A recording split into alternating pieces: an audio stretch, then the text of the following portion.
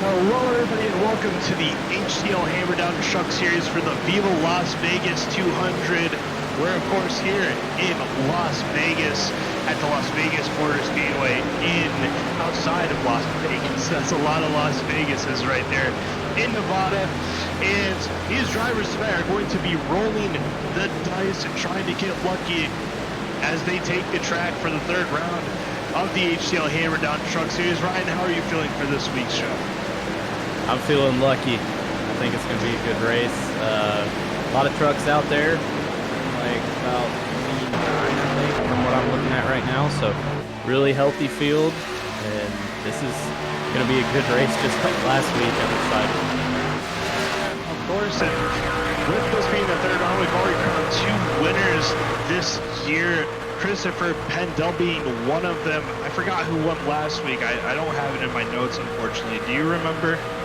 Was it Pacey? I'll look. You keep going, I'll look. But anyways, two winners, hopefully looking to crown somebody new tonight, keep that little streak of competitiveness going we see on track right now. A whole bunch of cars. Some info for tonight's race: 83 laps, 200, I believe that is miles, sorry, and see a nice little crowd in the stands here. I mean, hoping for a good little race tonight around this 1.5 mile track. Yeah, Joshua Gaiman won last week. I remember. Joshua Gaiman. Yeah, I do remember now. Yeah, so two different race winners so far. Hopefully looking at a third one here tonight. Got a lot of cars on track already before qualifying in about 15 to 13 minutes time. What are you kind of expecting on this track? What are you looking for? What are you looking for these drivers to do as they try to tame the banks here at Las Vegas? Well, luckily this again is another track where you can make the bottom and the top line both work, even the middle, which is obviously, as a race fan and as broadcasters, you love to see a track that's multi-groove, and that's exactly what Las Vegas is. We saw that at Auto Club, last week. Auto Club a little more draft dependent. This one, obviously there is some draft, but not as bad or not as big as Auto Club and of course Daytona week one. So I think it'll be some good racing. Just got to show some patience here, and that's the main thing. Yeah, I think one of my favorite things about this track is the difference in the turns of 1 and 2 and then from 3 and 4. As we see the current conditions, 74 degrees in the air right now. That's the air temperature. 0% humidity. The wind is going southwest at about 4 miles per hour and looking at partly cloudy. So the track temperature should be pretty cool for these drivers. Maybe not as cool as Auto Club or Daytona was, but still looking at pretty cool track temperatures for these drivers to have more grip. And as I mentioned, the differences between 1 and 2 and 3 and 4, I kind of like that about this track. 3 and 4 is a little bit more banked, or it feels a little bit more slower, while 3 and 4 feels a little bit more faster. Could you maybe expand on that? For sure, yeah. I mean, it's crazy how, some people that may not be huge, racing fans, they see a track like this and they say, oh, it's the same. It is not the same. I mean, it's crazy how two different corners, big wreck there outside of turn 2, but how a track can look the same, but when you get inside that race car, it is very different. And I agree, 3 and 4, you can really carry speed off the top. Yeah, it's a little bit more different from other 1.5 mile hour tracks. I think it's kind of similar, at least to me in Charlotte, where 1 and 2 and 3 and 4 have a little bit of a different feel, and it also kind of feels a little bit like Texas. But I think some of the more natural cookie cutter tracks don't necessarily feel like Las Vegas do. It's kind of unique, especially with how this track can definitely grind tires, especially in my personal experience, 1 and 2. And of course, it's a nice track to race at. In my personal opinion, it feels really good. It feels really flowing, and it's quite challenging for drivers to get around it. You can get loose here in most cars and have maybe those little solo spins we'll see from now and then. Absolutely, and if we could focus on the 18 or the 13 truck, something amazing is happening right now. They came off pit road. And we all know the glitch when you're on pit road, you do not make contact with cars for most of the time. They have brought it on track, and they are still having some fun here in practice. That's pretty fun, pretty cool. Get it all out now. It's quite incredible how they were able to stay connected like that for so long. Just saw someone else go through them, but I mean, that's quite incredible how they've been going like this for a few laps and still going strong at it. Yeah, but anyways, had to mention it. Had to mention it. That's something quite incredible. Both of them are kind of going along at a slow pace, though, but maybe that's just kind of what they have to do. As you see, Alyssa Pelletier-Sharp currently inside Lily Frazier on the front stretch going into 1 and 2. But anyways, talking more about this race, this track can kind of dig up some tires. What do you expect do you expect some people to maybe save tires?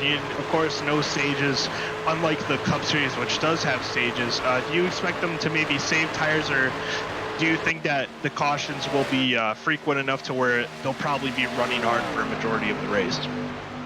I think based off of last week, I think saving tires probably not the best idea, just because I like you said, I do feel like we'll have a handful of cautions, no stages, so you're pretty much guaranteed to go the full 83 laps if you can keep it green. I don't see that happening. Maybe they can prove me wrong, but I don't think any tire saving will happen here early in the race anyway. Yeah, of course, it's kind of multi-grooved like Auto Club, so we'll see a lot of different lines, people trying different ways to get around people, and using that apron on the front stretch to try and maybe gain a little bit more speed or make a pass or get alongside somebody. We're still kind of looking at multiple different cars racing on track, and some are joining the current little fray that we had with Alyssa and Lily, and they seem to be continuing that now. But I think one of my favorite things about this track is just how close the racing can be. It can be quite an exciting track to race on. What's your experience with this track? Well, I agree completely. I mean, I think my prediction for the finish tonight is we see a photo finish. That's just what I think. I think with how the cautions are going to fall tonight, especially near the end, cautions breed cautions, as Darrell Waldrop would always say. I think we'll see that tonight, and I think we're looking at a photo finish tonight here at Las Vegas, which we would, we all love. I mean, we saw the Kansas race. We're all huge NASCAR fans. That was the closest finish in NASCAR history. I think we'll have another close finish tonight here at Las Vegas. We do also have a lot of cars currently registered for the race. By my count, we got about 32, which is quite a big number. 32 trucks on track, looking like, at least now, for Las Vegas. We're going to have a great time, as Joshua Sosi is currently at the top of the board with a 30.2, looking good to continue on kind of what he did at Auto Club. He was, in my opinion, having a pretty good run. I can't quite remember what happened to him at the end. I think he got involved in a wreck accident, actually, if I remember correctly, but he had a really good run there and is looking to improve on that or continue that success here at Las Vegas. Absolutely. And Josh Gaiman currently in 4th, our race winner last week, so we all know that he has speed anywhere he goes, so he'll be one to watch as well. Blake Henderson right now in 12th. Dale Markowski's in 10th, so some names that have been consistent up there in practice, but at the end of the day, practice doesn't matter. It's where you finish. Yeah, of course, and currently leading the points right now is actually David Spiel Jr., who is sitting second on the board with a 30.24, only 200ths behind Sosi on the practice charts. DJ Trout is actually second in points behind David Spiel. Just 2 points behind. Of course, it's only 2 races. A lot can change over the course of the season, but DJ Trout has by far been probably the most consistent, with some quotation marks around that, saying as he's not leading the points, but he's got 2 top 10s to his name and is second in the points. So he seems to be consistent so far. Maybe he can continue that through Las Vegas and throughout the next rounds in the series. Absolutely. Another thing to mention is tonight they have 16 incident points before they will have to serve a drive-through penalty, and You may think, well, that's a high number, but usually anytime you get involved in a wreck, you're going to get a 4X.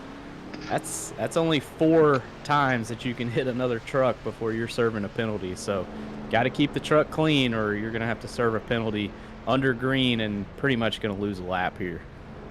Yeah, for example, I think last night in the Cup Series, the incident limit was 12 for a drive-through, and I think 16 for a DQ. I don't know. I didn't reach that point. Um, but 16 can be lenient depending on the league you're in, but important to note, it looks like there's no DQ past that. It looks like it'll only be just an initial drive-through on 16X, and then one after every 8X. So nobody will be DQ'd tonight, but you still got to keep those incident limits down. Even if you get to that 16X, your car may or may not be running at that point. Who knows if you're taking all of those. For sure, and I'll tell you right up front, I know what the DQ limit was at Daytona for the Cup Series because I hit it right before I hit the start-finish line and went from like 9th or 10th back to, I think, 20-something. So, yeah, it's important to pay attention to that. I mean, a lot of drivers, some leagues don't have the, disqualification or even the drive-through for incident limits, so some drivers aren't used to watching that, and it's going to play a big part, especially if there's a lot of wrecks in this race. Hopefully there's not, but we'll see what happens. Of course, looking at 3 minutes about until qualifying. And let's just get some general predictions for tonight's race. 83 laps. Who do you think is going to be around there at the end? I got money on some of the usual names: Josh Sosi, Joshua Gaiman, Pacey Wygen, John Hagan, some of those names who have been consistently at the front, not only in the Truck Series, but the Cup Series as well. Yeah, well, you took all my names, so I'll say Dale Markowski in the 83. He's up there in the practice here. Jonathan Adams actually just set a fast lap in the 08, 30.420. I think that puts him 8th right now overall. So I like Jonathan Adams. Me and him have ran some races over in ARCS. He's a really good guy. So I'll say we'll watch Jonathan Adams and Dale Markowski tonight, see what they can do, and maybe they'll be there at the end. I probably should let you go first on that one. I kind of took some of those names just off the bat for myself. I probably should let you have that first to be a little bit more fair. But of course, there's also just a lot of talented names within this. Besides those, 6 that we mentioned. Looking at names like Blake Henderson or Martin Roberg or Tate Little is up there. I believe he was running up front for some periods of the race at Auto Club last week, as well as Kyler McCarthy, who's currently sitting in 3rd on the boards right now. I mean, there's still a lot of talent. The lap time spread is not very it's pretty thin near the middle. For sure. I mean, and even some of the ones at the back of the list, like Alyssa Sharp, Stephen Overstat, Richard Odie. I mean, all of them have the potential to be up front as well. I mean, obviously, we've seen Alyssa and Lily. They've kind of just been, having fun during this whole practice session. So sometimes practice times don't mean a whole lot. Qualifying, and then, of course, race pace, if you have a long run setup, that's really where it starts to matter. But even some down at the bottom, you never know. They could be fast when it comes race time. Of course, I can testify for that, seeing as I'm a statistically horrible qualifier, but I somehow always seem to get top 15s and top 10s. Anyhow, just under a minute until qualifying time. Of course, to end off practice here, looks like Joshua Sosi at the top of the board with a 30.216, David Smeal in 2nd with a 30.238, and Kyler McCarthy in 3rd with a 30.299. Those are the only 3 drivers to reach the 10th bracket here tonight. Let's see kind of what they'll put up in qualifying here in 30 seconds. It's going to be quite interesting to see what these drivers do. Yeah, and it also could be just that they loaded in first. I mean, the track was probably fresh when the session first opened, so that has a lot to do with it too. I've seen, tracks where if you join in 30 minutes after the session's open, there's a rubber down on the track, and you lose 2-3 tenths a second. So qualifying, everybody will have the same track for the, for that one timed lap. That's where it'll really count. Of course, going to kick it off to qualifying here very shortly. Of course, these drivers get 5 minutes to set one timed lap, and only one lap. If they get an incident point during that lap, then you just get no time and start at the back, ready to go into qualifying here for the HTL Viva Las Vegas 200 here at Las Vegas. Going to be quite exciting to see what these drivers put down on the board.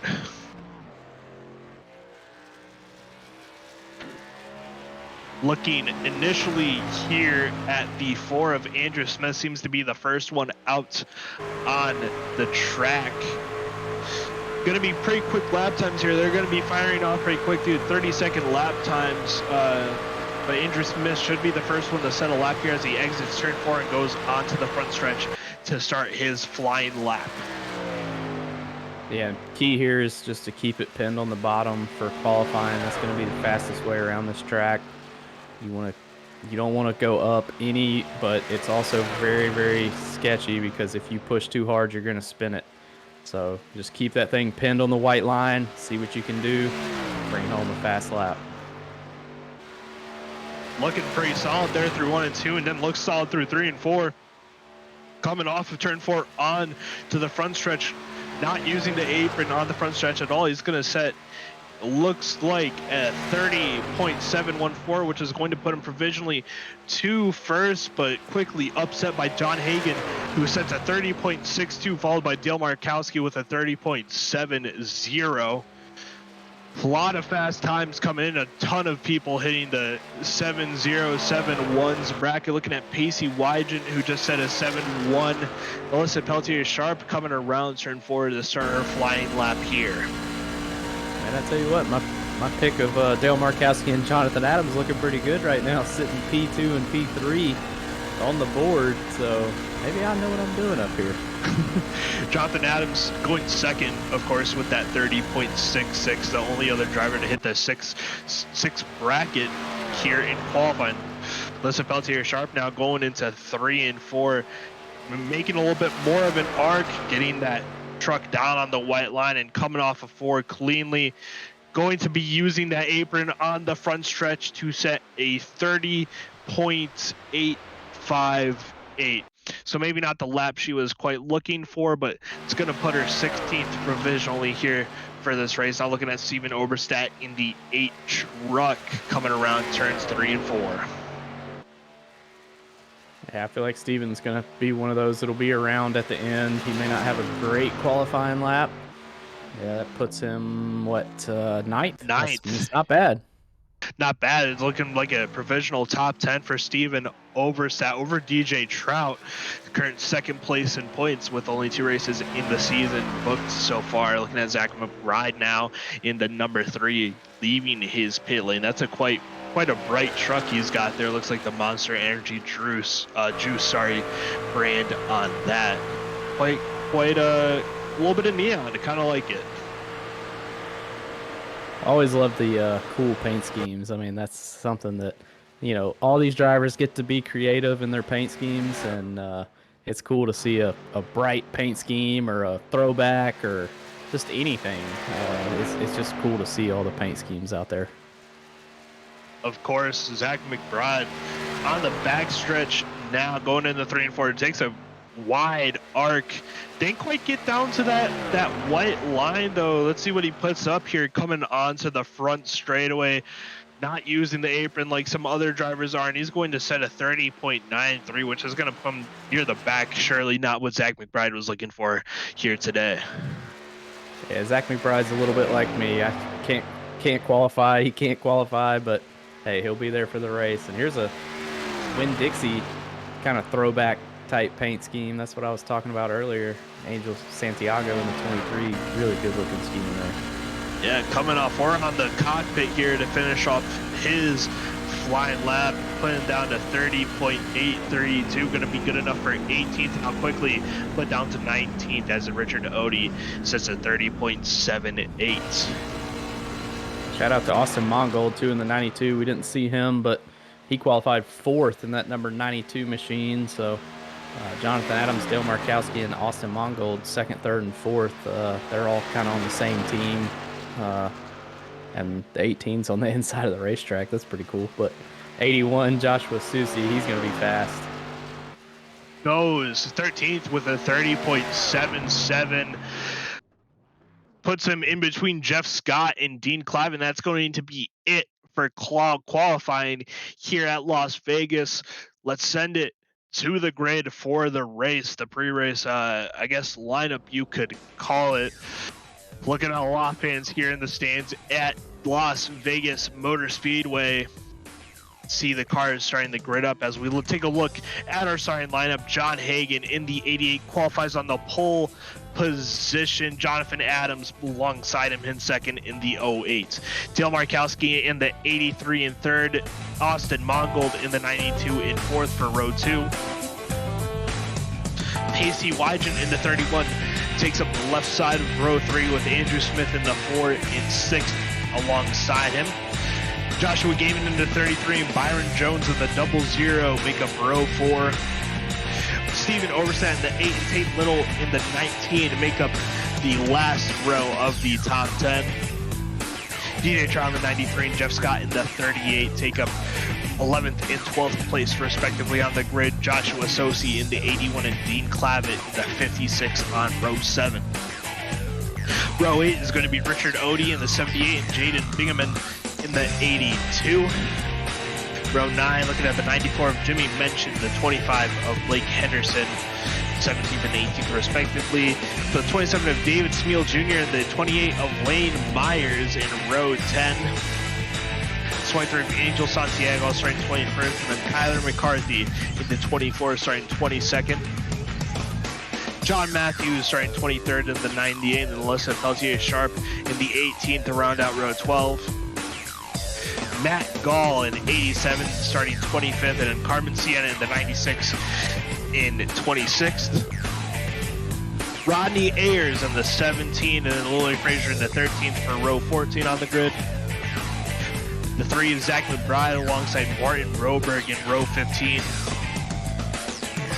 Greg Pillar in the 89 and Alfred Denny 31st and 32nd respectively. And then at the tail end of the grid is Christopher Pendell in the 16, Daytona's winner earlier this season. So got a full, looks like, field of drivers here. Oh, not quite, maybe, I can't remember what the field capacity is, but 32 cars at least graded. It looks like Angel Santiago is pits for whatever unit, but still quite a number, 32 at least going to be rolling to start off this race. Yeah, this restart's going to be wild right from the get-go. 32 trucks on track. Lights on the pace truck are out. We're going to be going green flag racing this time. I'm excited. Hopefully these drivers have a little bit of luck on their side here at Las Vegas tonight. Yeah, these drivers are definitely going to be rolling the dice, placing their bets on whatever cards they have in their hand, whatever poker reference you can think of, whatever casino reference you can think of. I'll try and get it in tonight at some point, but looking behind the pace truck at the 88 of John Hagan and the 08 of Jonathan Adams, two quite nice cars here. Looks like we got a little bit of a Dale Jr. throwback, and then a little bit of a, looks like a bit of a Ward Burton throwback there as the pace truck going to pull down onto the pit lane. John Hagan and the 08 of Jonathan Adams leans into the green, and they're off to start off tonight's race here at Las Vegas.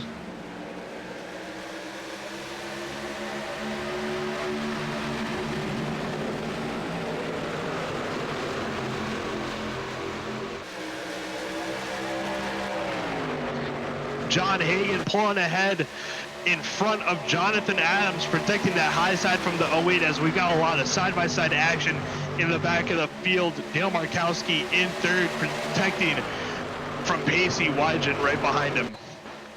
Yeah, really good racing so far. I mean, John Hagan, we knew he would be fast. He's up there. Jonathan Adams trying to battle with him.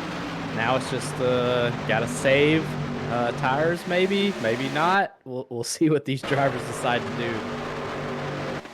Yeah, of course, John Hagen, of course, leading that first lap, seeing these cars kind of start to go single file throughout the pack here. Austin Mongold, and it looks like the 4 of Andrew Smith trying to high side, trying to make it work. The 83 of Dale Markowski jumps up to get a little bit of a push from Austin Mongold, but Austin Mongold goes even higher, trying to pass these cars on the outside, which may be a viable strategy early in this race if you're just looking to get some track position. Yeah, it could be. The outside does use your tires up a little bit more, but now you see the top 2 go to the outside, but the top 2 have an advantage because they can cut back down to the bottom, and that's huge for saving tires and getting a good run. But really good racing up here for the lead right now after 4 laps. Yeah, they're very close together.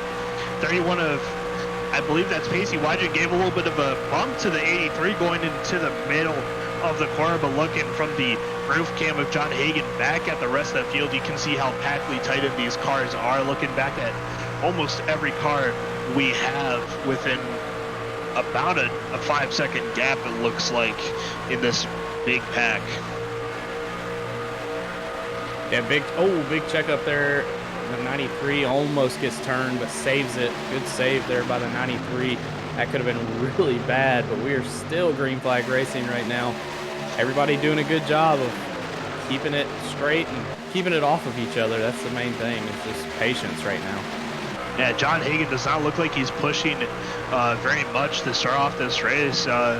Just kind of keeping himself within the distance of Jonathan Adams, who's right on his bumper through the front straightaway here. You can see them just kind of riding together in this straight line, but there's a lot of stack-ups going on behind them because of just the nature of this pack. Yeah, for sure, and you can see that the front pack is kind of put a little bit of distance on that second pack, but everybody right now is just, again, trying to figure out what their truck can do on the racetrack and just see what they have, for later on in the race. 3 wide for, what is that, 6th or 7th? It's just great racing out here. 5th right now, able to get straightened out. That was Andrew Smith, Joshua Gaiman, last week's winner, then Austin Mongold in the 92 going 3 wide there for some position. I mean, they're racing pretty hard, and that allowed some of the cars behind them to catch up to this front pack here. Yeah, I'm not gonna lie, right now watching this racing is giving me the itch. I wanna be out there racing. This looks fun. It looks like some good old pack racing maybe we see at Atlanta these days. Out here at Las Vegas, you can see Pacey Wyden going to that high side now, trying to get just more position, trying to get that clean air and make his way around Jonathan Adams, Andrew Smith, and John Hagen. Let's see if he's able to make that high side work, going through 3 and 4. Just, these cars are really stacked up here. I mean, it's quite incredible. Yeah, it is, and what I'm seeing just riding, on board with these trucks is they don't look like they're really handling too bad right now. Now we could be a different story in 10 or 15 laps when the tires, start to fall off. But right now it looks like everybody's truck's handling pretty good. Oh, but there's a spin behind. It looked like the 19. They saved it. 19 saved it. Incredible stuff. He looked like he was almost completely turned around from what I saw. Nice stuff from Tate Little there. Let's take a look at the replay real quick. You can see the 19 just kind of comes down on the 00, not clear, about a 45-degree angle, and is able to save it and keep it out of any more trouble on the front straightaway. Nice piece of driving there from the 19 of Tate Little. Yeah, awesome save by Tate Little. I mean, that's hard to do. When you get these things sideways, usually they spin. He may have had a little help to correct them, but still a really good save there. Of course, and these trucks are still fighting pretty hard for these leading positions. John Hagen still has control of this race. I don't think he's let up even a lap led 11 laps into this race, rather. Quite a good performance from him so far, even though Jonathan Adams has been breathing down his neck so far. Yeah, and you see the top 7 have pulled about 2 seconds off the rest of the field. So really now it's just a race for these top 7 trucks, and I mean, it's still, they're not single file. They are racing out here at Las Vegas. Single file behind them, though. Let's see if that allows that back, basically the big pack to catch up to these top 7. They're racing it pretty hard up here, so that might help that about what 8th down to help catch up to these leaders and maybe jockey for more of those higher top 10 positions. Yeah, I mean, single file here is definitely going to help you, but it's not like Daytona or Talladega where you can gain a whole lot of speed. But we'll see if they can reel them in. It'll be interesting to see. Yeah, John Hagan still has control of this race, but Pacey Wygen just took a turn away from the 08, and 08 gets sent up to the wall. Not quite sure what happened there. It looks like he just kind of tagged the right rear of the the 31 truck, and it sent him up, and he lost a few positions from that, sent back to 7th. Let's take a look at it. Just looks like the 31 kind of came up the track, and when the 08 wasn't expecting it, it sent him just almost into the wall and loses a lot of positions because of that. Yeah, that's frustrating as a driver. I mean, now you see the front pack kind of trying to be single file a little bit. I mean, if you're in that front pack, you don't want to race too hard because then that second pack's going to catch you. But it's a little harder to do here at Las Vegas after 15 laps out of 83. So far, it's been a pretty clean race, so I'm pretty impressed so far. Seeing some 3-wide action here about the back of the pack, maybe the middle. That's Tate Little going down. He's in 27th and now going to be stuck in about, still in 27th. He's just dropping down the field. Not quite sure what's happening. He's lost 18 positions over the course of this race from 10th. Just a nosedive since that spin for him, and might have flash heated his tires. What do you think happened here? Yeah, I agree. I mean, when you get these things sideways, it puts a lot of heat in the tires, and it'll wear the tires out. And that's unfortunately what happened to that truck, and it's just unfortunate. Oh, move by Pacey Wygen here on the inside of the 88. Not going to make it stick, though. Kind of got a big 3 forming here with the 88 of John Hagan, the 31 of Pacey Wygen, and the 33 of Joshua Gaiman. Kind of pulling away from the rest of this pack. The only one that's in kind of close is Austin Mongol, but even he is starting to fall away a little bit as these 3s start to separate and race for the lead here. Yeah, and that's just they probably saved their tires a little bit more than the rest of the pack. And again, these 3 up front are obviously really, really fast race car drivers, and it's showing now. I mean, Austin Mongol doing a great job in 4th. He's hanging there, but just doesn't quite have the speed to stay with them. We'll see what he can do. Yeah, of course, Dale Markowski rounding up the top 5 right now in that 83. Kind of fighting with Jonathan Adams. We're seeing just the top 7 start to spread out and kind of fall even more back into the main pack of this group. It kind of feels like the 8th place driver of David Smeal Jr. is only 2.2 seconds behind from the leader, but under a second behind Andrew Smith in the 4. So they're starting to gain a little bit of ground, and David Smeal is, of course, a good driver. Had a few upfront laps at Auto Club, and he's making some ground up here. Yeah, and how I said in the pre-race how I didn't think we would save tires. Now that you have 20 laps of green flag racing, now I'm going, oh no, I need to start saving, because this is, once the pack gets spread out like this, cautions are a little bit harder to come by, especially if they get a green flag run in here. This could be a strategy race here as we move forward to the end of the race. One of the things I'm kind of noticing here on my timing is that John Hagan's best lap is a 30.52, which is slower than Pacey Wygen's fastest of a 30.43 and a 30.45. He might have been saving tires even early on this race and anticipating maybe a longer green flag run here, and just trying to keep these drivers kind of behind him and not use up his stuff as much as the drivers behind him, of course, are. Yeah, John Hagan's really good about saving tires and knowing when to push, when to not push. That's just what he's good at. Some drivers are really good at it, some struggle with it.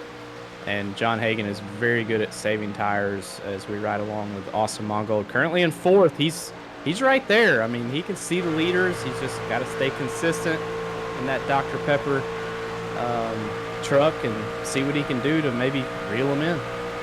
Of course, the Dr. Pepper aficionado himself, Austin Mongold. Quite like myself, I guess we're both Dr. Pepper aficionados, and we race on the same team.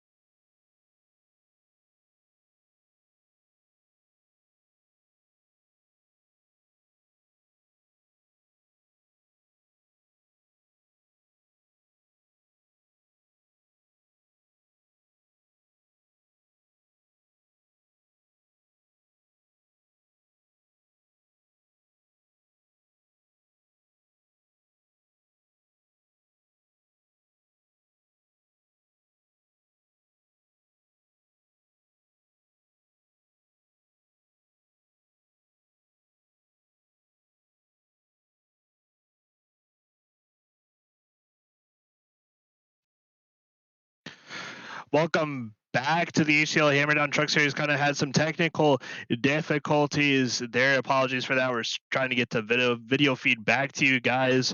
But currently on lap 28, a lot of cars pitting in. Saw John Hagan and I believe it was Pacey Wyge and Joshua Gaiman. The leaders have a little bit of an incident going into the pits. The leader, Stefan Oberstadt, pitting now with DJ Trout and Kyler McCarthy. A lot of the cars actually behind him, a whole bunch of cars pitting in, and we've seen almost every car on track now pit.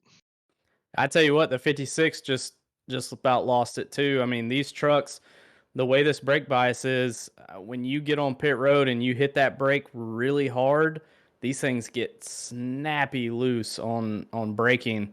And we've seen, I mean, we saw the leaders and then the 56 right there just about lost it. So that was really sketchy, but we're still green flag racing here. Yeah, still green flag racing. Looks like John Hagan will be the kind of the leader once everything shakes out here. Austin Mongold in second, behind him surprisingly enough. It looks like maybe the 31 and the 33, Joshua Gaiman, might have gotten some damage from that as we are back live. Some of the paint schemes still have to load in, so we'll wait to see what's going on with that. But John Hagan has a lead.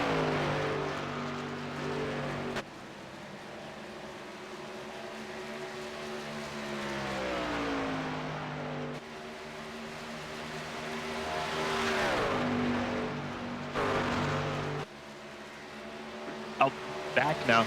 Okay, John Hagan has a lead over Austin Mongold of about a second and a half.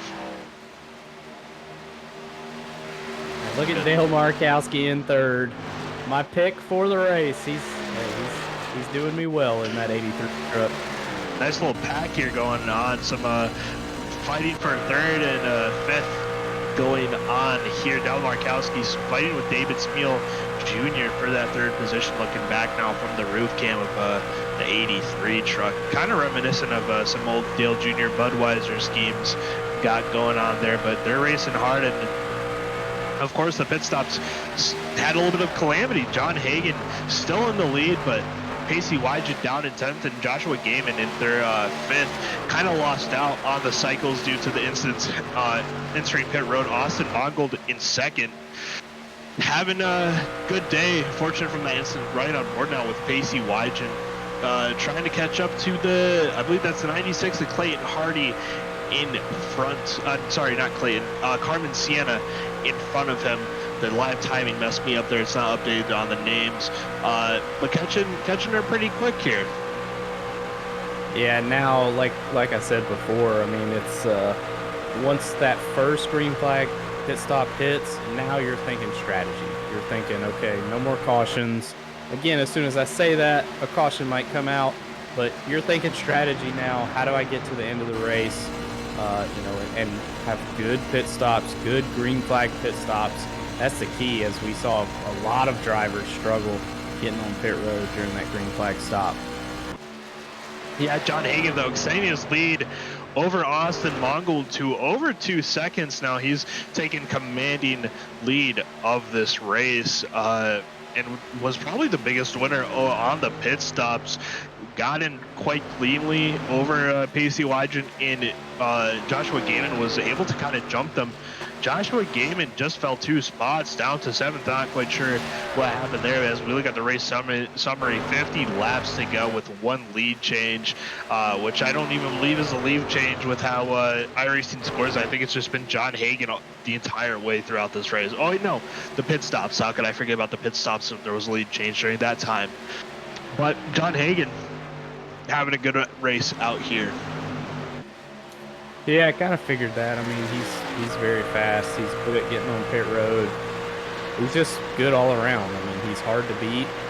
He's hard to keep up with, and he's showing that tonight in that 88 machine. Oh, looks like Austin Mongold got into the wall a little bit there. They're racing hard back here in this little secondary pack for second place rather. Dal Markowski now in 2nd, David Smeal in 3rd, Andrew Smith in 4th, and Jonathan Adams in 5th. They're all kind of fighting here, jockeying with Blake Henderson and Joshua Gaiman behind them, and Austin Mongold kind of filing in after maybe getting into the wall there. Somebody else just kind of kissed it maybe a little bit on the back stretch exiting 2. Yeah, and Austin Mongold just came over the radio. He was not happy, so maybe somebody sending it a little deep, but now Dale Markowski in 2nd. My pick, I got to say that because you picked the whole field. I mean, I just could only pick Dale and Steven, so I got to give him a shout out. But great racing so far. I'm so glad that it stayed green flag. This is really cool because now we can see some strategies start to play out. Yeah, and looking back from the 27 of David Smeal, at the 08 of Jonathan Adams, margin's pretty close here. I mean, they're racing pretty good. Long green flag run here too. John Hagan, though, still has the control of this lead, and they're catching up to John Hagan a little bit here. Looks like he might be slowing his pace down, making sure he conserves those tires for the end of this green flag run here, or the tire run. And he's the leader. I mean, he has that privilege. I mean, you know, we've seen Denny Hamlin do the same thing in the Cup Series. I mean, you know what that gap is. You don't have to push it. You can just kind of save, and if they start gaining on you, you push a little harder. I mean, that's the joys of being a leader almost 2 seconds ahead. Yeah, and I mean, they're fighting pretty good here for this position behind them. About 8 cars just in a line behind them, working with each other, maybe against each other in some cases, trying to keep their tires cool and just on this same page as they want their tires to be just running through. And Andrew Smith, though, kind of falling back from Jonathan Adams a bit here, maybe used up a little bit too much of his tires, was about a tenth slower that last time around. John Hagan had about 31.18, so one of the slower cars that time around. He's just taking his time around the 1.5 mile track here at Las Vegas as Dale Markowski and David Spiel Jr. are catching up at a decent pace here with about 43 laps to go. Yeah, they have that draft. I mean, it's not huge here at Las Vegas, but it definitely helps. I mean, but again, I still think John Hagan's saving. I mean, when these drivers get to him, I think he'll be able to just do whatever he wants to, put that truck where he wants to. But we'll see. I mean, if they can catch him, that's one thing. To pass him, that's another story. Yeah, he controlled the lead very well from the time that the green flag dropped at the start of this race to now, as he's led almost every lap except for during the green flag pit cycles, taking a nice control of his lights. You can see from the roof cam back at the field, Dale Markowski and David Spiel is starting to get into his draft a little bit now, starting to feel maybe some of the dirty air effects as Blake Henderson filing in behind Josh Game, and you can see the damage on the back end of that 33 truck, a little bit bent in on the right side from the contact getting onto pit road. Yeah, and we didn't really, I mean, I looked at it a little bit, but we didn't catch it on stream because of the technical difficulties, but it was a pretty hard hit. I mean, and that really will affect the aero here. This is a pretty high-speed track, so any kind of damage like that, it really does affect how your truck handles out there, especially in the draft with other trucks around. Yeah, Joshua Gaiman sitting 8th right now behind Austin Mongold. In this pack, though, that's trying to vie for the lead. However, Spain still 8th place, still a good spot to be sitting on track. Pacey Wygen, another person involved in that little incident, getting onto pit road, saying 5th right now. Angel Santiago, though, about to be lapped here. It's going to look increasingly likely here. You can see John Hagan creeping ever so slightly behind him. Will be unfortunate when he goes a lap down, but he's probably going to be praying for a caution to come out. Therefore, he can get his lap back and back kind of into the pack with all the others. Yeah, it's a terrible feeling as a driver to see that relative and see the leader behind you. You know you're about to go a lap down. All you can do is hope and pray for a caution or that no one else passes you and you get that lucky dog. But it's definitely a helpless feeling. I've been there. Only saving grace for Angel Santiago right now is that he's 5 seconds behind Tate Little, so it'll be quite a bit of time once he's lapped for Tate Little to be lapped ahead of him. John Hagan, though, getting so ever close to that back bumper of the 23 Winn-Dixie Ford, as he's going to probably be making a pass right now as Angel Santiago lets him go by on the low side and is going to fall lap down. Angel Santiago will.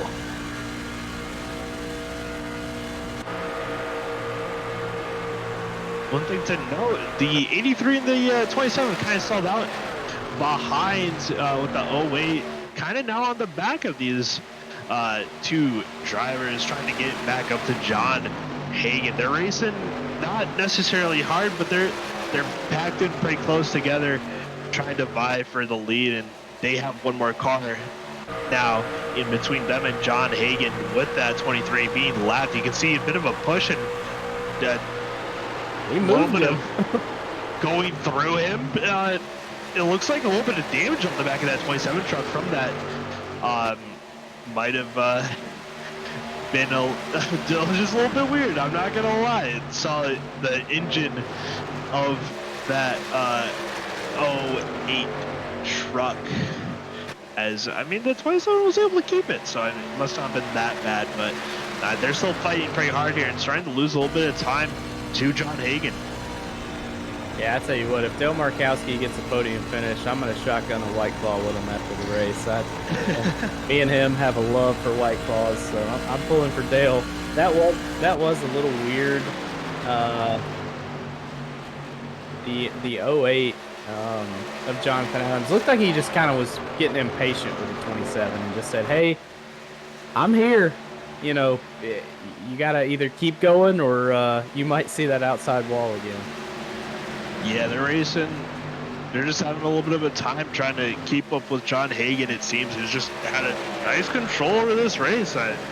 Not much else to say from what we've already said. I mean, he's just keeping a nice control, having just everything locked up nicely. We see Carmen Sienna got on the radio there signaling that she'll be paid this time. So drivers trying to come in and prepare for this last about 33 lap run here to end off this race. No caution flags left, and you see these cars coming on the pit road, and that's the 25 being spun, and that's the yellow flag out. Oh, there's a wreck behind them coming off of 4.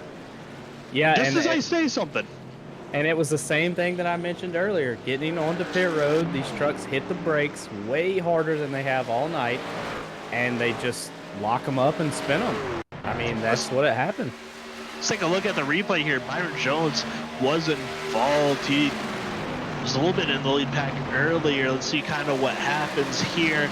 Oh, somebody must not have called. They were pitting out, and he just runs into the back of, I believe that's the 87, gets ran over by the 13, and it's just calamity from there on out. Must be a lot of damage from that 00, punting somebody basically and getting punted, even though he had really no control over that. 94 of Jimmy Mensch, sorry, or is that Christopher Pannell? I don't know. I think that's Jimmy Mensch. Looks like it, but also involved, and that's going to be unfortunate there for that car. Just a lot of unfortunate wrecks here. Looking. Yeah, I stand corrected. I thought it was braking, but the 00 just, I mean, that's just lack of communication right there between drivers. Yeah. So, unfortunate. On board now with Carmen Sienna. Let's take a look and see what happened. She was pitting this lap anyways. And the 25 of Blake Henderson just kind of has a little bit of a spin on pit road. And then you see the calamity happening behind her off of turn 4, which brings out the caution. Right as I said that we'd had 0 caution flags up to that moment, so Commentator's curse striking again everybody. John Hagan, though, coming into the pits to get presumably 4 fresh Goodyears and a full tank of fuel, as basically the entire field coming in to get their fix. Yeah, we'll have to see who gets off pit road first. There's going to be a lot of trucks probably staying out, trying to get the wave around. A lot of different strategies right now for all these drivers. This is going to be interesting. Yep, John Hagan first off of pit road. I think Carmen Sienna and Blake Henderson stayed out, of course, pitted as that caution flag came out, kind of had that little luxury there. So they're going to be first and second coming to the restart here, but basically everybody else on track pits. That was on the lead lap. Dale Markowski and David Smeal come out second and third out of the pits. See Alfred Denny looking for a wave around here as well. I think that's Richard Odie is looking for one too as they come around. And Jeff Scott. So they're pitting. So I guess they're going to give up the lead. Maybe they think they won't be able to make it to the end from here. Yeah, they could have just tried to stay on the lead lap, but according to my calculations, I think anyone that pitted there should be good on fuel. Tires, I don't know. I don't know what kind of wear they're having in these trucks tonight, but fuel-wise, they should be okay. Dale Markowski, like I said, he's been really, really strong tonight. It'd be great to see him have a good finish, and hopefully nobody ruins that for him, but this is where things get crazy. Cautions breed cautions. Yeah, I think on the first green flag run we had, the longest anybody went was about 29 laps. As we take a look at the race summary, 30 laps to go for 53, 83 completed, 1 caution, 3 caution laps so far. That may change. Well, it's going to change as the laps roll out around here. Looking at the temperature, 72 degrees Fahrenheit, went up a little bit, 0 humidity, and the wind is now going northwest at 9 miles per hour. Still partly cloudy weather here in Las Vegas, Nevada. John Hagan, though, going to have the lead and the control of this restart over Neil Markowski and David Spiel Jr., Jonathan Adams staying 4th, and then Austin Mongold sitting 5th.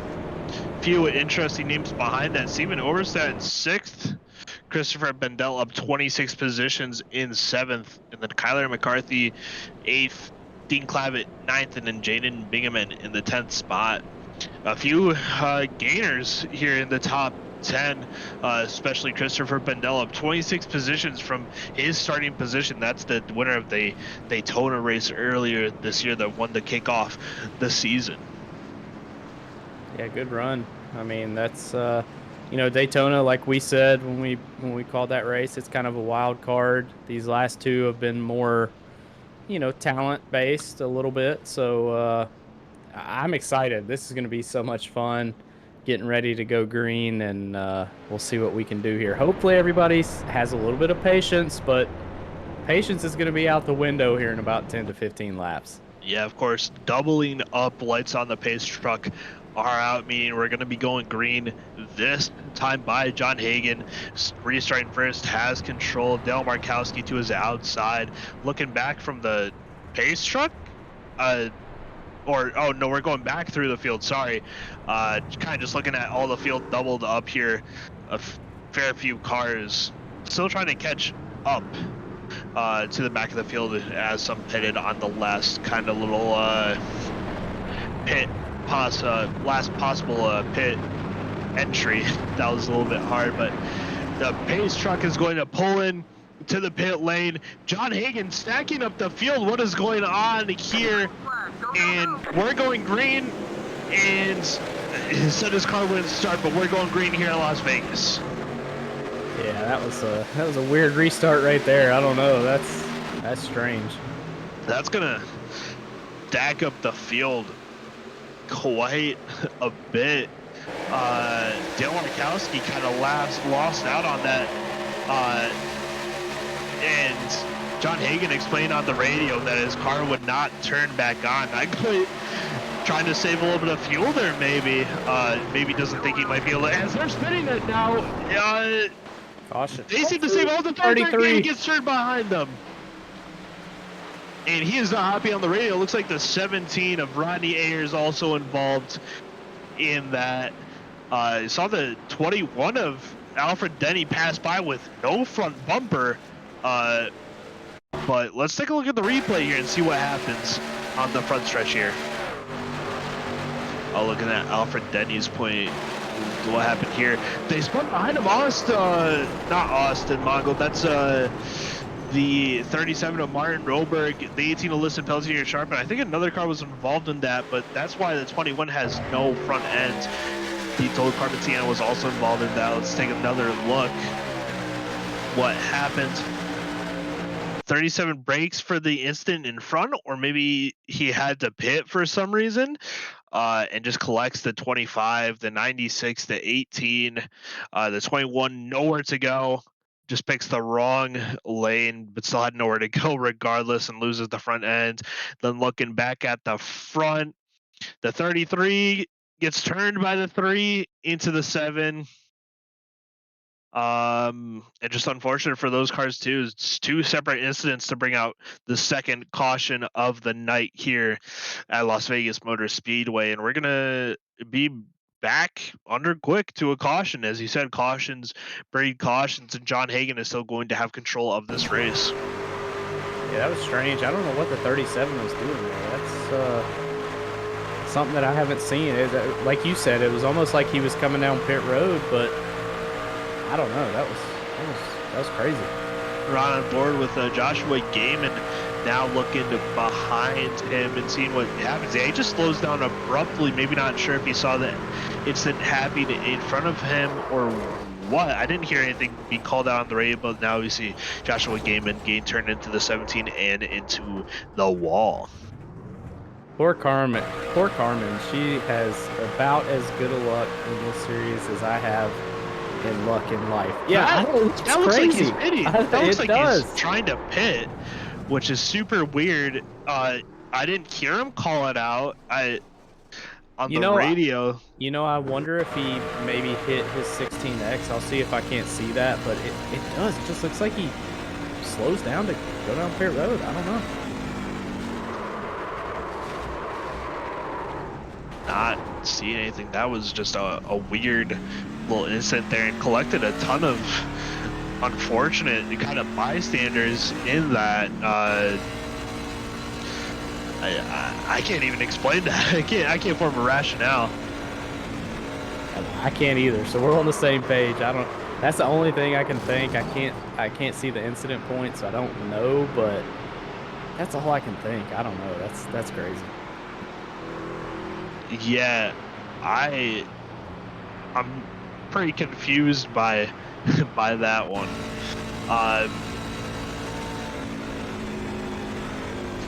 Coming back to live shot. Now we see Martin Roberg back on track after sustaining that damage. Hopefully everybody else was able to clear their damage quite sufficiently as we come back to the restart. Oh! I took a look back at the replay on my own. I saw there was another incident in front of him that happened that caused him to check up.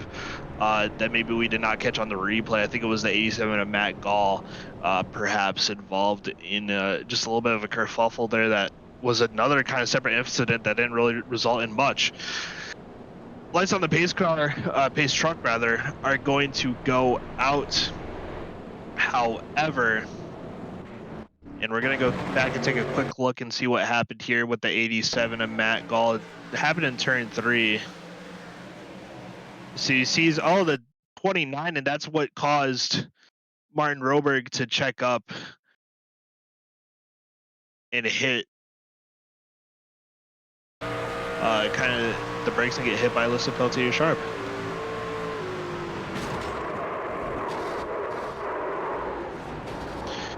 So just a chain reaction of sorts there that caused that entire kind of caution incident. Back to the live shot now. The trucks are doubled up on the backstretch, ready to go back green after our second caution of the night. About 23-24 laps remaining in tonight's event. If we don't have any green low 8 checkers,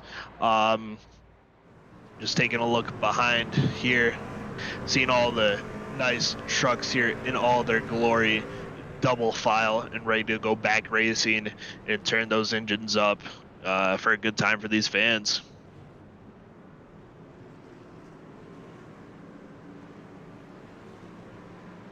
Yeah, they're struggling there on the restart to try and get, but they finally got it good, so we're good to go This here. truck pulls off. Green flag is out. John Hagan and David Spiel Jr. lead them to the green here at Las Vegas Motor Speedway.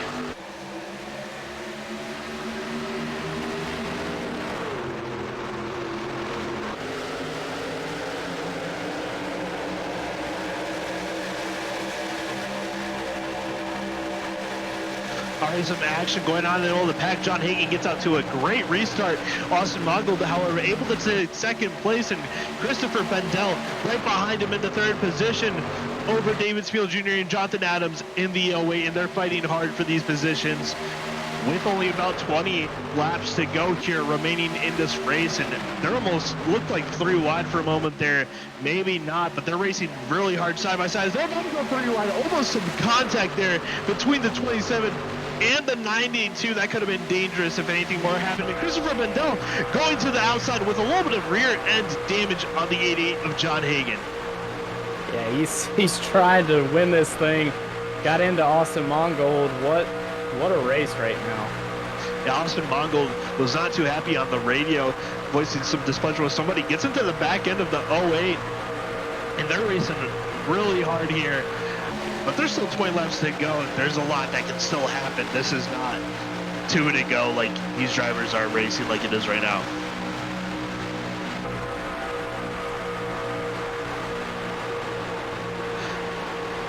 Just looking on board here with the 88 of John Hagan, the 08 of Jonathan Adams, able to get it inside. This is maybe the first challenge that we've seen from somebody at all today.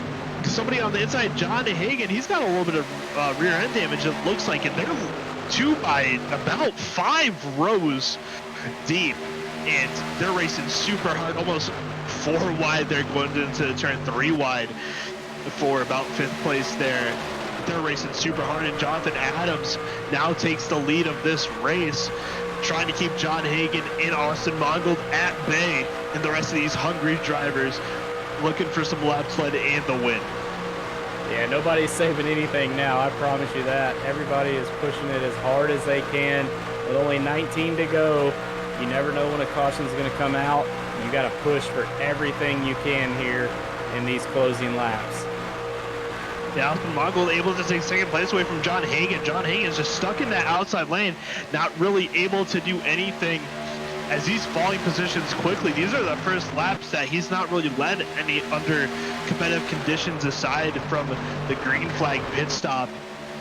David Spiels Jr. though going to the outside, able to sneak up there and trying to get past Austin Mongold on the high side. Let's see if he's able to do so on the backstretch going into 3 and 4. This is a great race. I mean, big wreck right there. Gets backed into, I believe that's the Angel Santiago, and just a few big hits there, especially for Matt Gall. And that's going to bring out our third caution of the night with 17 now laps to go. Rodney Ayers involved in this incident as well. Unfortunate for some of the drivers involved. Let's take a look at the replay here and see what happens. The 19 is already around by at this point. See what happens. 25 tries to get to the inside, but the 19's trying to shut the door maybe a little bit too late. Goes up the track, almost just tags the 23 of Angel Santiago, collects him, starts spinning down the track. 17 of Rodney Ayers, nowhere to go. 3 gain a little bit of damage, and then the 87 Matthew Gall comes in and just T-bones the 17. The 38, does he get through without damage? It looks like he might get the 17 here a little bit, but that's going to bring out the caution, third caution of the night.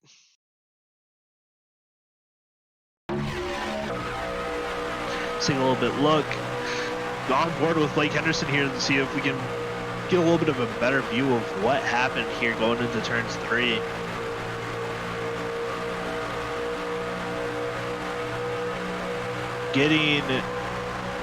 Gets a little bit of a run and just tries to dive it where it looks like there might have been really no room there for him to go, and just kind of taps the 19, sends him up into the 23, and just breaks loose from there on out. Now on board with the 38 of Jess Scott. Looks like a little bit of a Wheaties car here we got going on. See his point of view from all this. See the incident happening in front of him. Gets the brakes, able to avoid the 87, but threads the needle there. Does not thread that needle. Shouldn't be too much of a issue for him. That doesn't look like too much damage to that 38 truck. Yeah, it didn't look too bad. I think they'll be okay. I mean, it was a little contact, but nothing crazy. Yeah, the 25 just stuck his nose in there, and I mean, Tate Little gave the spot there, but 25 just kind of stuck his nose maybe where it didn't belong. Yeah, it didn't look like there was too much of a gap. I think the 25 of Blake Henderson might have just stuck it where, quite frankly, the nose did not belong there. But he's sitting in second here, currently under the caution conditions. Jaden Bingaman sitting in first place, Lily Frazier in 13th. I haven't talked about any of these drivers today. Lily Frazier up 25 spots from where she started. Blake Henderson up 16, then Jaden Bingaman up 15. Looks like the 80 of John Hagan in 5th, so it looks like some of these drivers may have just pitted. At least 5th on back were drivers that had pitted prior on lap 67 under the caution conditions. Jaden Bingaman, Blake Henderson, Lily Frazier, and Byron Jones, the only ones who did not appear to pit under this caution period. See a little bit of damage there on the back end of the 88, a little bit of caved in there. You can see it quite visibly. The formation of that rear bumper. Yeah, I'm interested to see here these drivers that stayed out. You know, can they stay up there, and can they make it to the end? I mean, this is gonna be interesting with 15 to go here. 14, yeah. sorry, coming to 14 to go. starting to double up here. Important to note, Jaden Bingaman is probably on the oldest tires of them all. His last pit was on lap 52. So yeah, let's see what happens here on our fourth restart of the day after our third caution. 14 to go, going to be 13 to go once the green flag flies. Jaden Bingaman and Blake Henderson going to be leading them to the green here in Las Vegas. Maybe trying to get a little bit lucky here, maybe trying to roll the dice. Let's see if they have pocket aces or just a two in like a jack or something that doesn't make sense, that you don't want in poker.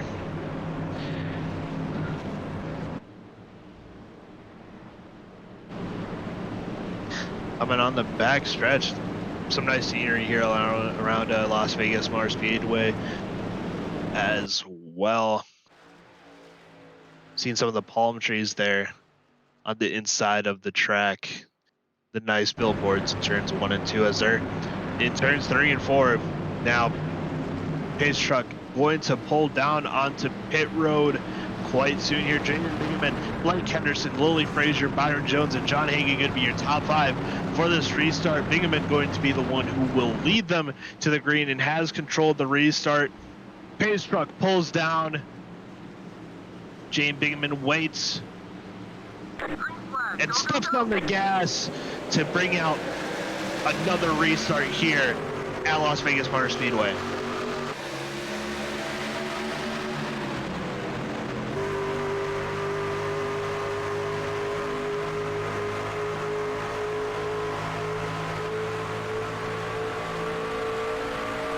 Gained a nice jump there is the 82 of Jaden Bingaman, but Lily Frazier's got a little bit of run, not looking to quite use it quite yet.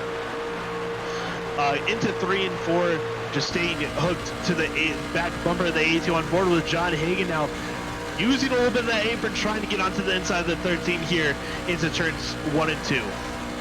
Yeah, great racing right now.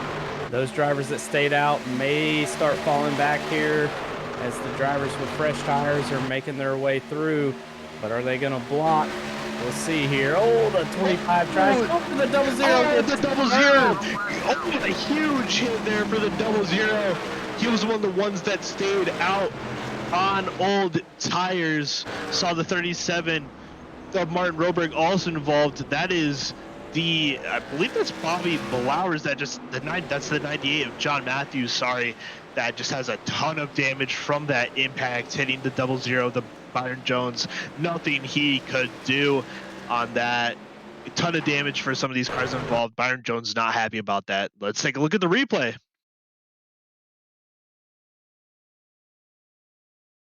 And whew, huge hit for the 28, the 98, and the double zero. 93 also gets involved. That's DJ Trout. Who is that just avoiding that? I can't quite tell. Is that the 28 Lane Myers maybe? 37 Martin Roberg also involved there at the top of the picture near the Z-Max part of the wall. And the 3 involved as well. A fair few cars just involved in this incident, either from the initial or people trying to avoid it in the back. Yeah, that was a crazy wreck. Really hard hits from several drivers there. Looks like Jaden Bingaman is going to come down pit road. Oh, almost 4 wide there. Wow. Saw it for a glimpse there to start off that incident, but the 93 just gets a little bit of tap. Shouldn't be too hard of a damage. But they were 4 wide going into the corner and just no room at the bottom end of the racetrack there for people to fit in. A little bit of look at the overhead view. Just see it 4 wide. The 8 of Oberstadt just hooks the double zero a little bit, and it's just chaos from there on out. Hard licks.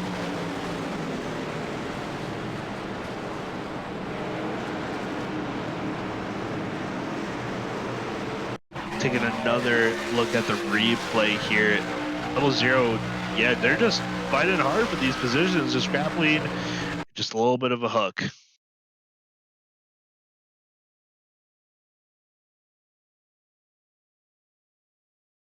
Incredible hooks. 93.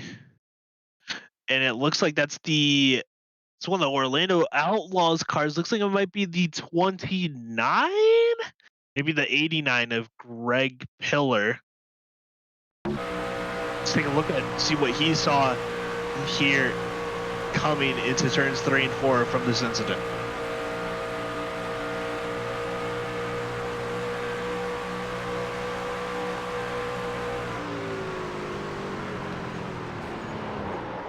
Some incredible avoidance.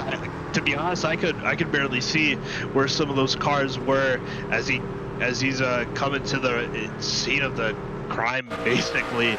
There, now on board with the 3 is Zach McBride.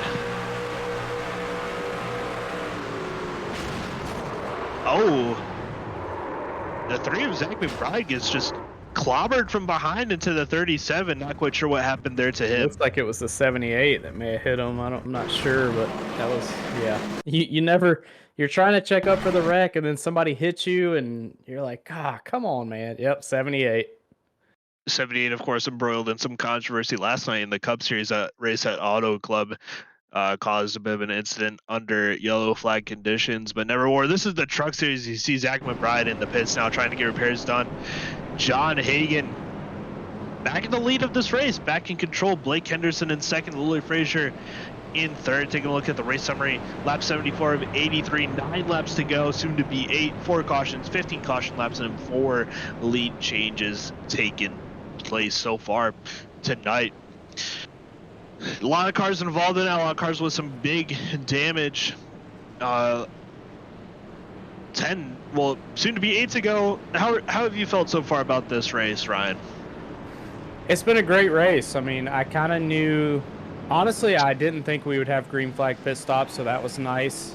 But everybody's done a great job, and here's where the cautions happen, you know, at the end. So we'll see what happens. Of course, at the end, when everybody gets a little bit impatient, maybe, from all the green flag running, just trying to do whatever they can to make up those positions near the end and get the best points payout possible for themselves. John Hagan, interestingly, taking the high side on this restart, maybe looking for a bit of a better run off of turn 2. What do you think about this? Yeah, that's interesting. I don't know. I would personally pick the inside, but John Hagan is much more talented than I am, so we'll see how it works for him as they come to green. There'll be 7 to go here at Las Vegas. This is going to be a crazy finish. Yeah, doubled up. Lights on the pace truck are out as they come through turns 3 and 4. John Hagan, Blake Henderson, Jonathan Adams, Lily Frazier, David Smeal going to be the top 5 here, leading us to the green with going to be 7 to go. The pace truck going to pull down. John Hagan has control, leading us into the Geico restart zone. And they're off. It's 7 to go here at Las Vegas Motor Speedway.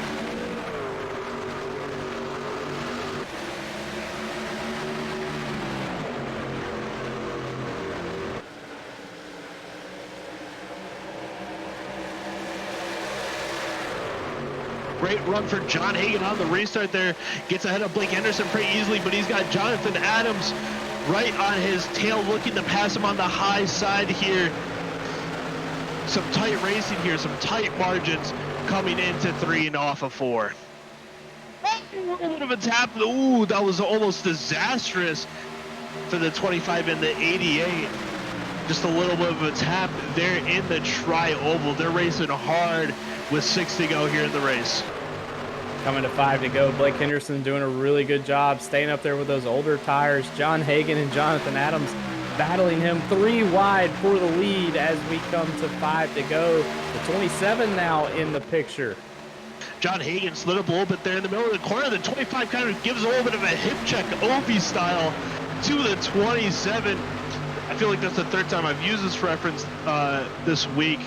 But alas, the 27 got a little bit of a check there from the 25, sent him down the track a little bit. They're racing hard for these positions as we're 3 wide on the backstretch once again for the lead. This is insane racing. Coming to 4 to go. We are 3 wide for 2nd. Jonathan Adams on the outside. Blake Henderson stuck in the middle. What a race here with 4 to go at Las Vegas. They're racing hard They're racing like their life depends on it. Maybe it does. Who knows? So taking on board here with the 08 of Jonathan Adams, seeing it from the roof cam. Now back to the 27 jumps high on the 88 here going into turn 3. They're 3 wide for almost about 2 rows there. Yeah, this is crazy. John Hagan, the 27 truck. Oh, Dale Markowski trying to put it under he the got 88. on in a little bit of the grass there, trying to make a little bit of grass through, pass through the grass rather. They're racing hard. This is exciting stuff. Dale Markowski trying to make his move, trying to make his mark on the series. Getting a win here would be huge for him on the season. John Hagan, though, holding strong here with coming to 2 to go. There's still 3 wide. Blake Henderson holding out in that middle as David Spielman. They're still just racing hard. I told y'all we're gonna have a photo finish. I didn't know it was gonna be this crazy.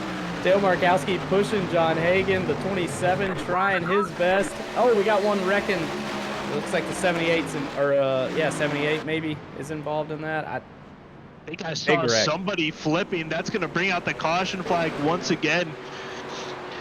5th time tonight. 16 involved. Sorry about that. Let's take a look and see what happens here. Near the back of this big pack for the lead.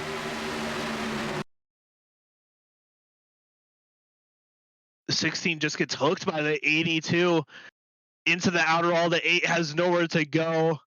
And that's a huge impact for that 16 car of Christopher Pannell. That's probably going to be race over for him, and that 82, and maybe even the 8. That's huge impact there. Yeah, that's a huge hit. Anytime you see a truck or car get right hooked going into a corner straight into the wall, man, I hope Christopher's okay. We'll have to talk to him and make sure he's all right. That was a hard hit. Of course, the winner at the Daytona race to start off the season, Christopher Pannell. I mean, that's a huge hit. Of course, that's the fastest part on the track when you're entering the corner.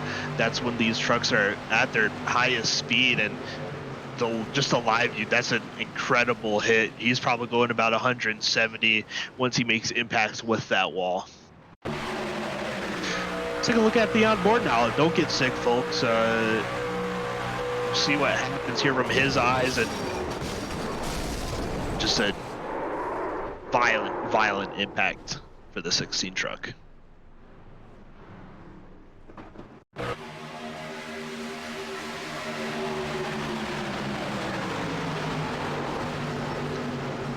Yeah, that's just a pretty huge impact there. Let's take a look on board with the 82 of Jaden Bingham, and now see it from his eyes. He was the car that kind of turned the 16. Let's see it happen. And even a violent impact for him. It was, and that it didn't look good from his onboard, that's for sure. It looked like he definitely did not give any room for the 16. The 89 of Greg Pillar looked like he just kind of piled in. One letter off from that. Look, 2 maybe. But let's take a listen here.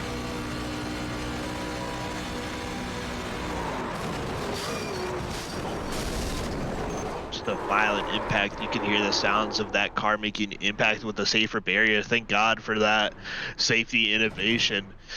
And all the safety innovations in these cars in real life and in the simulation, those impacts can have an impact on your wrists, as some people with those direct drive wheels have come to know.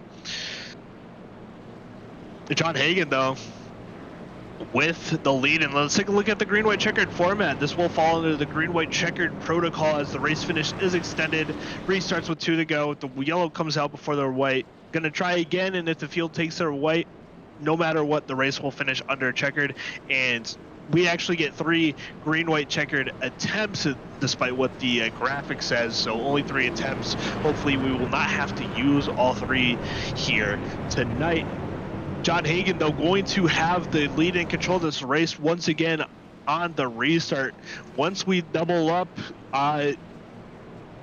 hopefully not going to have another caution, but they were racing pretty hard there. Yeah, I'm not betting on. We might use all 3 of those green white checkers. I hope we don't, but we'll see what happens. I think at this point everybody is trying to get a better finish, so it's going to be really wild. We'll see what happens, but I think we'll use at least 1, maybe 2 of those green white checkered attempts. John Hagan once again electing for the top lane on this restart. Of course, the leader has the lane choice on all restarts. It seemed to work out pretty well for him last time around, as we're going to see them double up the lights on the pace car go out this time by. Do you think it will work as well again? Maybe he'll get that same jump. What are you thinking here? Yeah, we'll see. I don't know. It's all I know is that John Hagan and Dale Markowski are in the same chat. They're on the same team, so they'll have a little bit of an advantage. He'll be able to kind of call out when he goes, and then Dale will be able to kind of follow him. So that's an advantage. I mean, you have to look at that when you're calling these races. So we'll see if it works out for him. But I think John Hagan's the one to beat right now. He's got the fresh tires. Dale Markowski, I still think he's going to be able to get a podium finish if he can just keep it out of trouble. That's the main thing.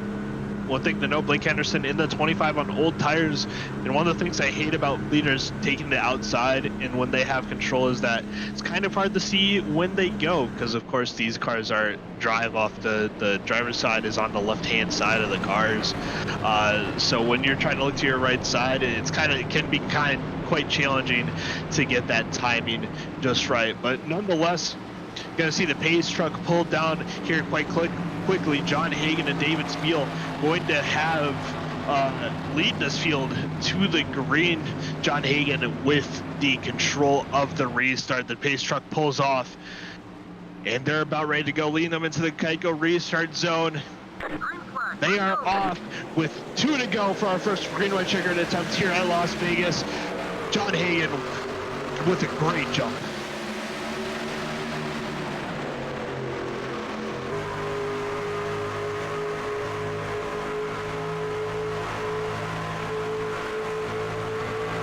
John Hagan with a great jump, but David Spiel's going to have a run here. He's going to be looking to use again a push there from Blake Henderson.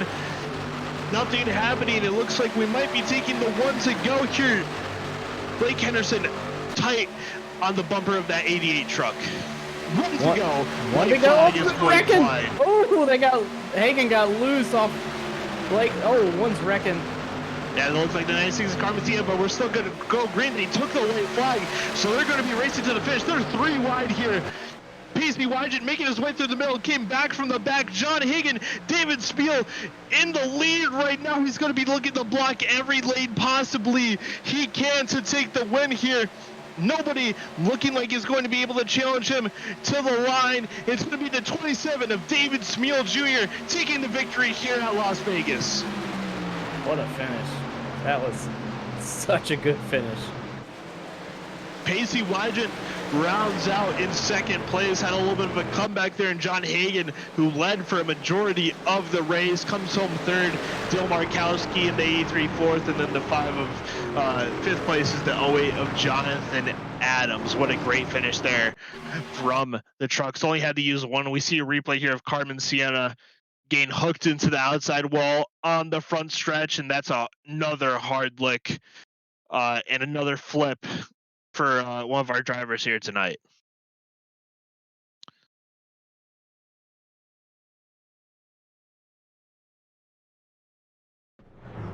Some incredible stuff. David Spiel Jr. bringing him down on the front stretch for the fans here in Las Vegas. He rolled the dice. He had the pocket aces. He's going to be taking home the victory here tonight for the 3rd race of the HTL season. See Kyler McCarthy kind of joining in on the fun with him. Huge win there for David Spiel Jr., who was our points leader and is going to extend on that lead in the standings after tonight's win.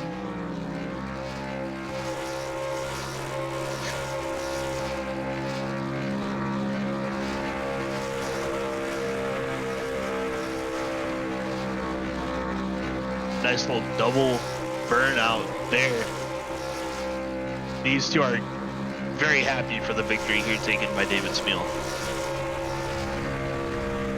Yeah, it was a great race. I mean, just So much action there on the last lap. We couldn't even hardly cover it all, but good win by David Smeal Jr. Just an awesome race overall.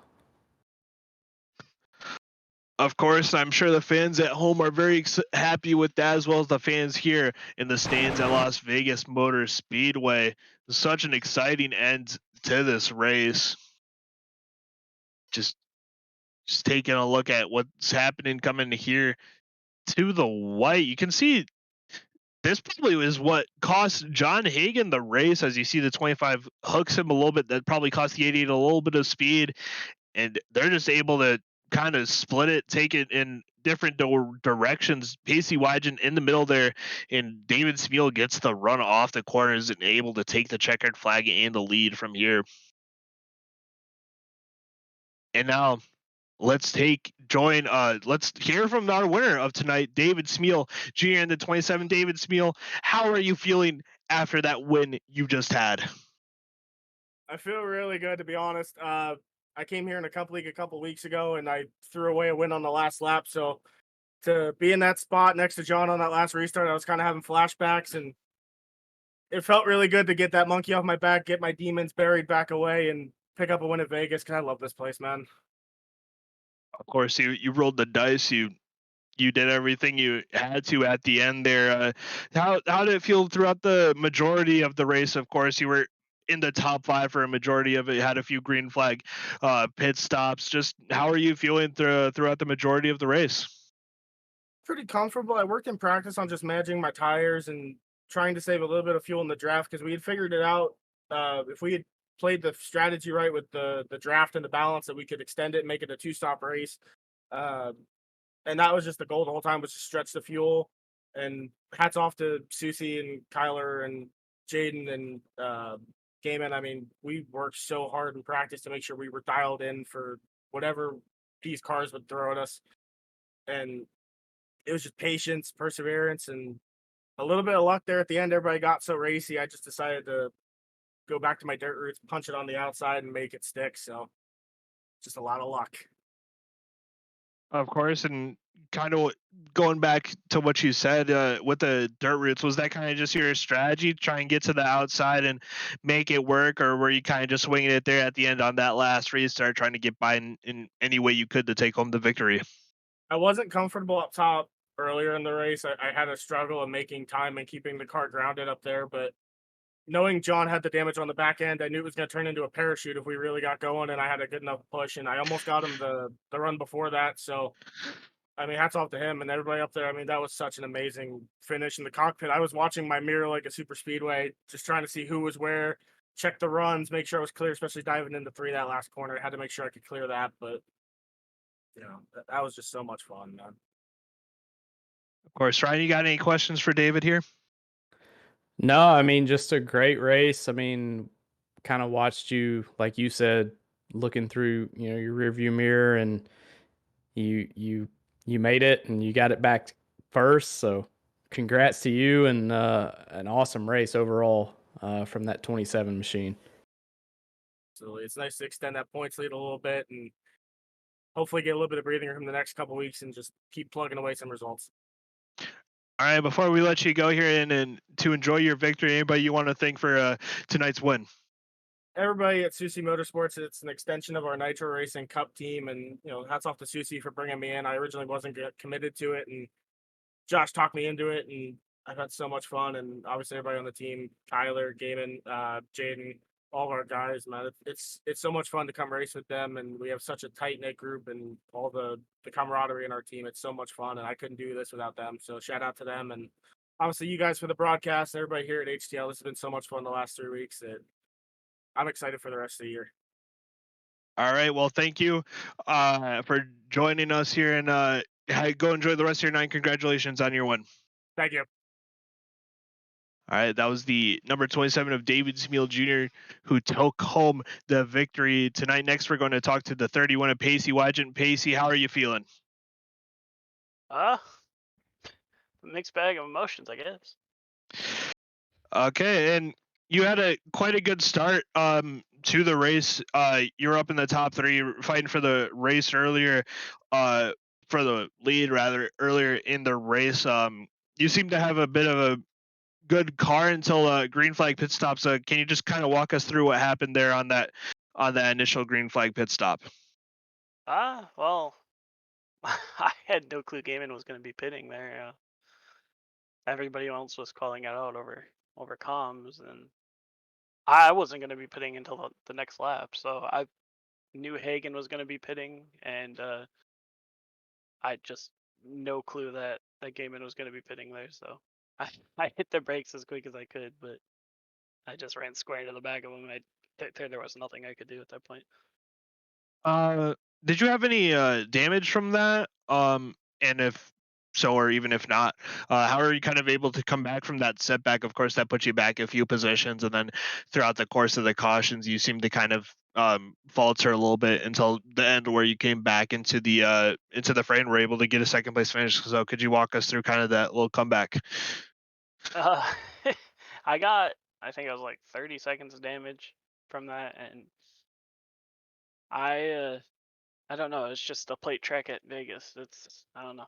You got to pick the right line at the right time and just go. Then that last restart there, I didn't think I was gonna have any shot at it, and then all of a sudden my spotter says clear going into one, so I dropped to the inside and just carried the momentum through the middle. I, I thought maybe I'd have something, but the eventual winner just managed to get me clear going into three, so he was able to drop down. Um, it was a good fun race. It was stressful and calm and every emotion you can possibly have.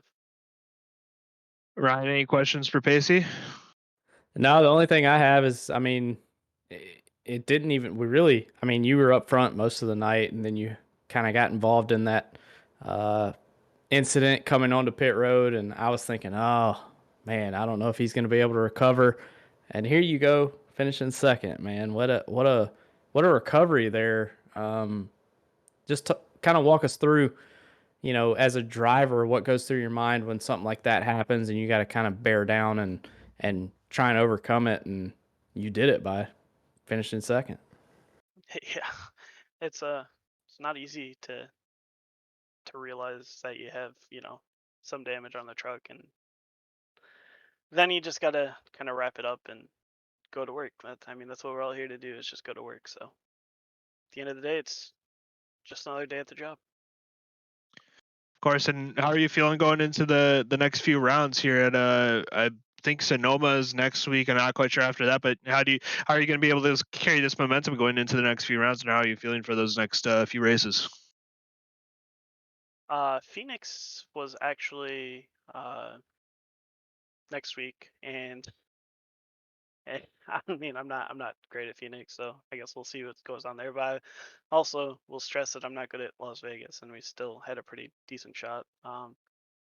It'll be my, I think, final four races coming up, so we're just looking to bring the truck home, whether I'm in the 31, the 18, or the six truck.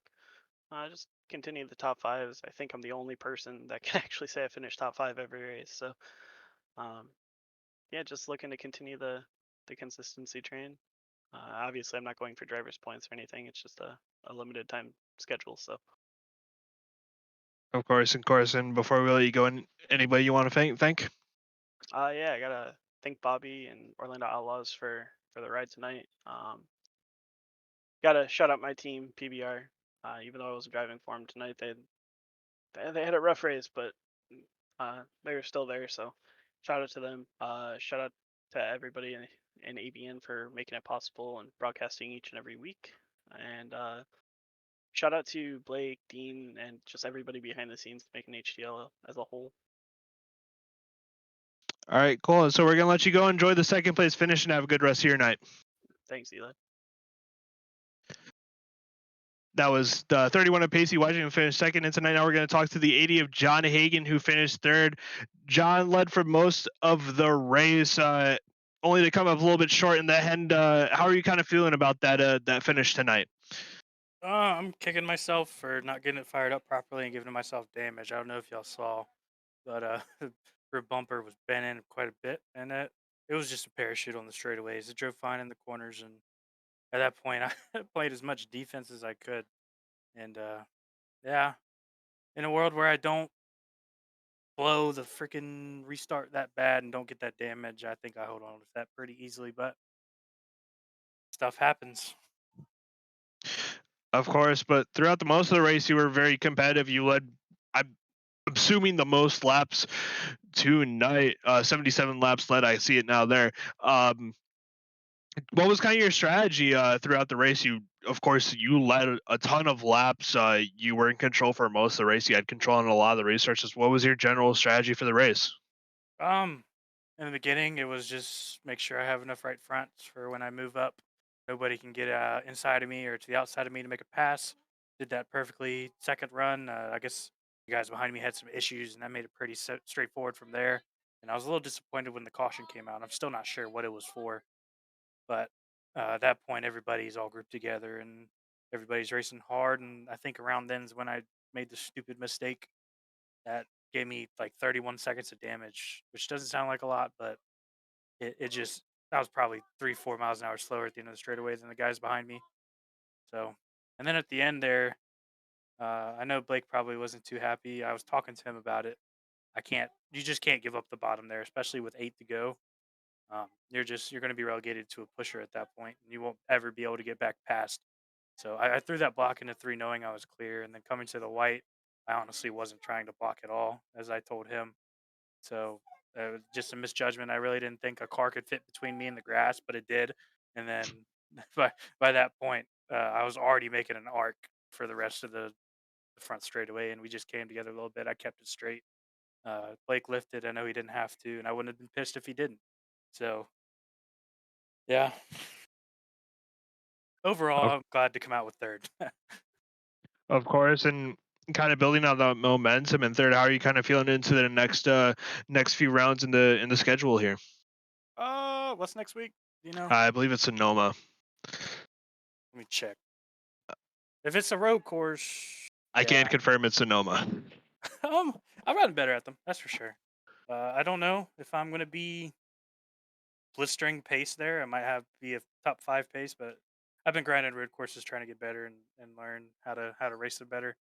So hopefully I'm just looking for top 5s from the cup and the truck side, and that should be a little bit more straightforward than say tonight, where it was a draft track by the end of it. So yeah, I'm looking forward to it. Oh, sorry. It seems I had the wrong schedule. I was looking at the HTL Cup Chase schedule. Whoops, it's Phoenix next week.